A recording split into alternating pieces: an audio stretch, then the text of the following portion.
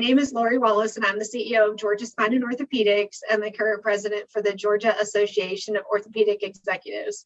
Thank you for joining our first podcast discussing a new program of the Georgia and South Carolina chapters that our board of directors is very excited about and want to share with you. As you all know, we have unfortunately seen increases in malpractice insurance on the rise for many years. Our board has become increasingly concerned about finding help for this issue, and that solution is what we're here to talk to you about today. Although some of us are in large practices that may have more negotiating power than many of the smaller groups in our states, this solution will benefit not just the small groups, but the large groups as well. By unifying together with as many of us as possible to purchase coverage, we will be successful in getting the best pricing and coverage in the marketplace for our surgeons. Let me introduce Andrew Wade from our South Carolina chapter to give us some insight as to why the board is so excited about this program. Andrew?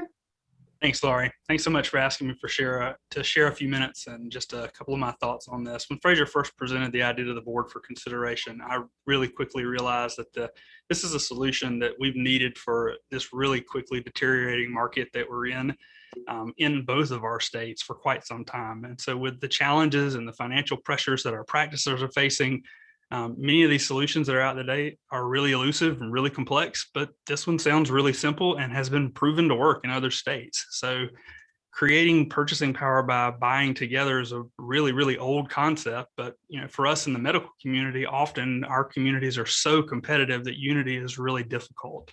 But it shouldn't be whenever it comes to stuff like this that we've all got to have.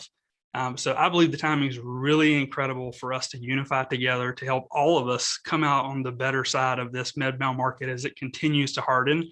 And as we know that the experts out there are saying it's probably just going to get worse. And so to drill down exactly on how that we do that, I'm going to turn it over to our executive director, Mr. Frazier Cobb. So Frazier, can you lead us through the basics of the program and help us understand some of the success that you guys have had doing this with other groups out in other places? Yeah, for sure, Andrew and Lori, thanks so much for that invitation, the opportunity to chat with you today about it. I love talking about the risk purchasing group because in my years of being an association executive, it's the best membership benefit program I've seen and the best non-dues revenue program that we've seen for all of our organizations. So it's a topic I love talking about. It's an area of insurance which is relatively unique because risk purchasing groups for med-mal insurance are federally mandated, and it does allow the carriers to deviate from their filed ratings to provide premium discounts to groups that have come together to purchase as one entity. So again, as you mentioned, Andrew, it's an old concept and something we wish we could create in other areas of insurance. So it's kind of a no-brainer to dive into it and take advantage of that opportunity in the med-mal world. We've been doing our Florida Orthopedic Risk Purchasing Group now for 13 years. So we have quite a long track record of success down in the state. One of the key components of the risk purchasing group is how it redefines your relationship with your insurance carrier. So for an organization like ours, we're able to get buy-in from the leaders within the group and actually take a deeper dive in partnership with our insurance carriers to look at our risk profile, look at the claims that are coming in filed against each of our members, and sit hand in hand with our insurance carrier and talk about risk management strategies to mitigate risk moving forward. So, and that's really the critical component of this. You become a partner with your insurance carrier. And of course, when you succeed in lowering your risk profile for your group, then you benefit by lower premiums. So it's sustainable over time. One thing you'll initially appreciate if we're able to pull this together is the overall premium resetting for the orthopedic community, as long as we're able to pull together sufficient critical mass of folks interested in the founders group. We experienced that in Florida in our first year. We believe we saved orthopedic surgeons across the state about $9 million in premium, just because the rate reductions we were able to negotiate with our insurance carrier, and that all the other insurance carriers then reduced their rates to stay competitive. So we're able to rebase the orthopedic market across the state, which is a fantastic result, for our members and our practices. So we've seen it work in Florida. We're excited to bring the similar concept up to Georgia and South Carolina to see what we can do in those states as well. Of course, none of this would be possible without having a great partner in the program. And I wanted Matt Gracey to come in and speak a little bit about his role as facilitator of this group and what he's seen in the different risk purchasing groups that he's put together in the past as well. Matt is an insurance broker specializing in RPG program formations, and he is our program facilitator for GAOE. So Matt, thanks for being here today. And with your experience with us in Florida, can you help us please answer some of the common questions that we've been getting about the benefits of the RPG as we roll it out for Georgia and South Carolina? Yeah, so thank you, Fraser, for certainly introducing this opportunity to our group in Georgia and South Carolina. And Matt, thanks for joining us today. It sounds like you've been hugely successful in other markets, so we look forward to that. A few questions, Matt, if you can help for our listeners to understand why we've decided to offer this to our membership. A couple of questions is first, what is the process to form an RPG, and what will the cost be to join? And if someone does join and doesn't stay, is there a cost to exit? Yeah, great questions, Lori, and thank you so much, Fraser and Wade and Lori. It's a real honor to work with you and to share our success that we've had with the other programs. Fraser hit it right on the head to say it's one of the best programs that organizations can take up, because it is allowed as a group purchasing concept, unlike many others. So the process is simple. What we do is we first put out an expression of interest request to say, hey, who wants to join together in a potential program like this? And there's really no investment needed up front. That's the best part. We're not out asking for checks. That's a little more difficult, as you can imagine. This concept is completely transparent and, again, owned by the organization. It has nothing to do with me, with Fraser, with anyone else other than your organization. And of course, we're here to help. So what we do is we create what we have termed Founders Group.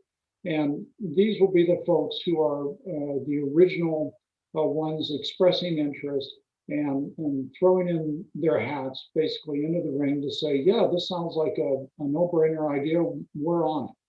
And from there, what we do is we create an RFP and a request for proposal out to all of the insurers in the marketplace to say, gee, insurance companies, we have X hundred of orthopedic surgeons who are very interested in this concept, and we would like you to give us bids on insuring our whole group. We then go back and completely share all of the proposals that the insurance companies have come up with the group, and the group chooses the partner that you want to partner with and go forward with. We then go back to the founders and say, well, this is what the board has chosen, and here's what your rates are going to be, and we give more formal proposals to each group.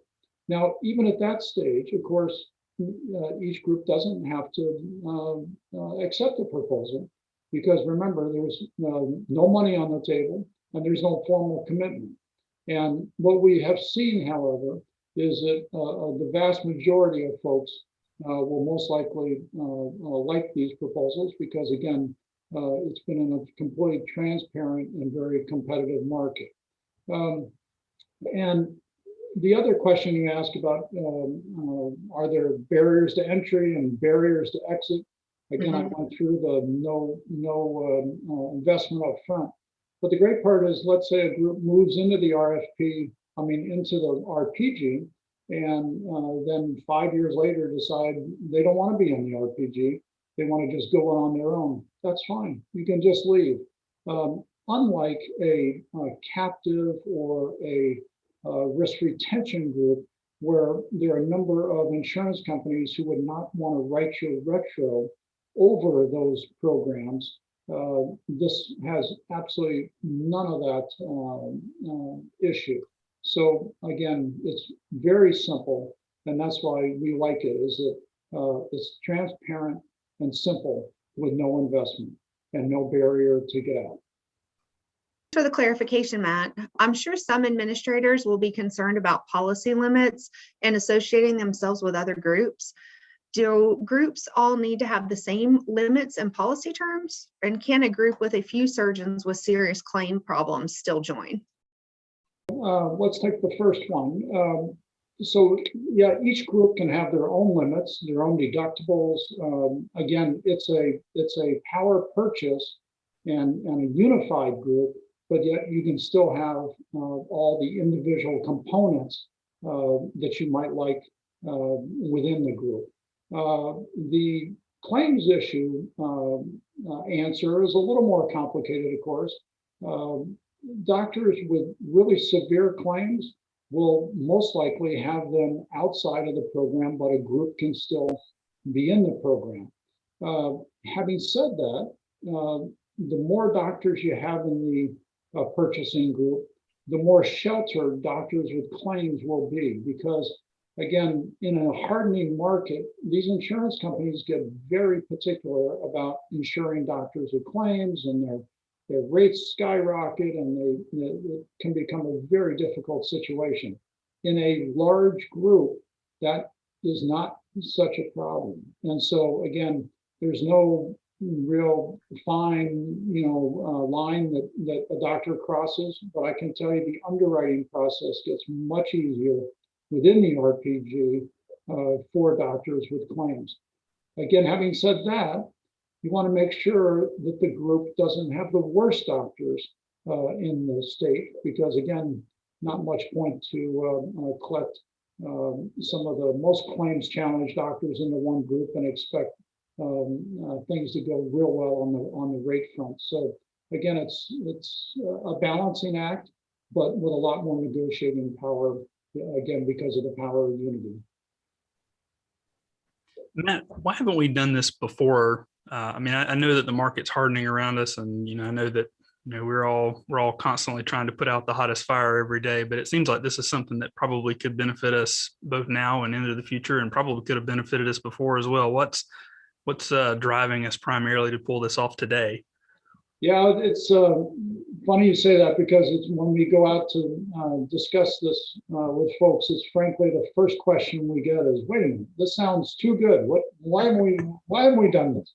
What's going on here? And the answer is just really that the insurance market does not really want you to unify, just like some of your other insurance issues. And frankly, brokers don't really want you to unify. Many brokers, again, are paid on commission and total premium. And so, it doesn't become, sometimes with some of them, they're driving first priority to drive rates down. And so between the insurance markets and the insurance brokers, there's sometimes different incentives than getting you really unified and in a group that has a bunch of purchasing power. Gotcha. So how many surgeons do we need for it to really truly work? I mean, I know that scale is everything with this, but where's the, kind of the minimum viable product that we've got to have to get this up and off the ground? Well, it's probably the most difficult question you can ask me, and yet it's the easiest one for me to answer, and that is the more the better. Again, 3 fish are a lot better than 1 fish out in the ocean, but 300 fish, they have a lot more protection. So the more the better. I always say you have to, particularly with some of the higher risk specialties, at least 100. But even then, you don't have, I think, the power that you really need if you get a couple of hundred. In Florida, we started the founders group with 400, and we just took the market by storm. About 350 of those then converted through the first 2 or 3 years into being insured within the program. So again, it takes a little while to build that power, but once you have it built, it'll go on for quite some time. Hey, and Matt, will you mention a little bit about where we are in the process of putting together the founders group in Georgia and South Carolina, and if somebody is really interested in getting involved, what should they do as far as next steps go? Yeah, so we have about 100 so far. And again, the answer before that I gave is it'd be a lot better with another 100. At some point, we have to then just say, all right, we have enough. Let's go out with an RFP. So if groups want to get in now, it's important to go ahead and contact me. One of the again, contact Frazier, but one of the things that we have done is kind of put up a Chinese wall with claims, because claims report seems to be a very sensitive thing, understandably, for folks to talk about. And so what we do is we anonymously, or we don't anonymously do it, but we collect those claims reports, but don't report them back to anyone. And we don't even report them to the insurance companies with any names. We just say, hey, we have these 200 orthopedic surgeons, 25 of them have these claims and these claims, the others are all claims free and so forth. And it becomes a very important part of the discussion, again, with the insurance companies who are vying with each other to bid on the product. So the trick is to jump in and express some interest. Again, no investment needed, but just throw the hat in and give us some more power and see if we can get these insurance companies to give us some great bids. It looks like our time is up for today. I want to thank Andrew, Frazier, and Matt for joining me and talking about this new program. Please reach out to any of us to be included in the founders group so we can get the program launched as soon as possible and with as many of us as possible. Most importantly, thank you, our dedicated members and prospective members, for listening.